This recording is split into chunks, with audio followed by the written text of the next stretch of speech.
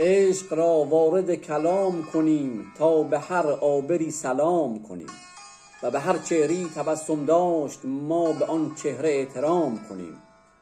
هر کجا اهل مهر پیدا شد ما در اطرافش ازدحام کنیم. چشم ما چون به سرو سبز افتاد بهر تعظیم او قیام کنیم.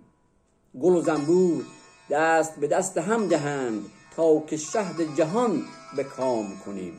این عجایب مدام در کارند تا که ما شادی مدام کنیم. شهره زنبور گشته است به نیش ما از او رفع اتهام کنیم.